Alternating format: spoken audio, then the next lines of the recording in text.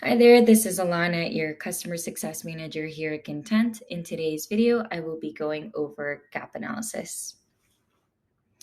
If you have been using the audit dashboards at the top here, the gap analysis will feel very similar to that audit dashboard, but it's going to show you your readiness towards other potential audits or frameworks that you could pursue in the future.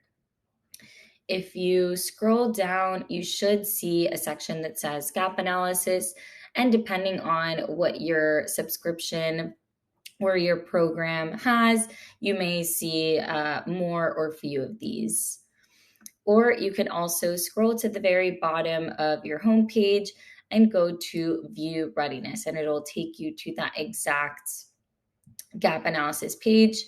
At the very beginning of your gap analysis, you're going to see a primer just explaining what this certification or framework is, different informations on the organizations, rules, criterias, depending on what the verbiage for that framework is, how our controls map to the different activities or sections for that framework, and then a general timeline of what it would take to achieve compliance for this certification.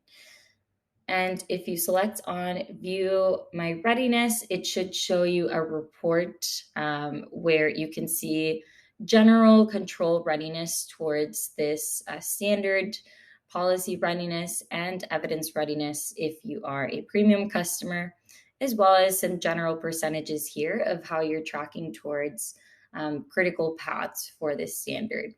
If you select on the bar charts, you can see how this relates to your program. So in the control readiness example, you're going to be able to see all of the controls that are already in your program today and any new programs that we would need, any new controls we would need to add to your program.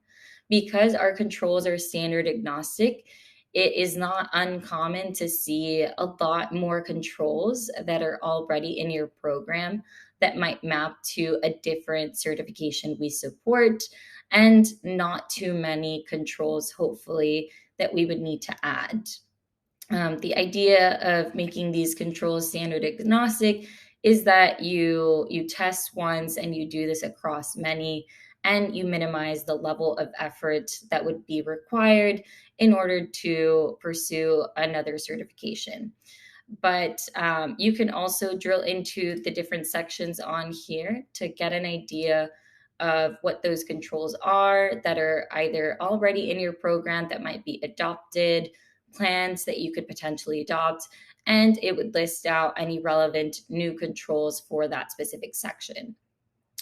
You can also take a look at policy readiness, which was that policy readiness chart in the report we saw on the first page. It would show you all of the policies that you have in your program already and the status of these, and how these map to HIPAA, and then any additional policies that we would need to add as part of pursuing this certification or standard. This is a really easy way to evaluate if it makes sense to, turn on the switch for a different certification or audit. Also, there is a really nice overall percentage report here where you can summarize what that would look like for your team. I hope that that was helpful. If you have any questions, feel free to reach out to our customer success team or contact support. Thank you.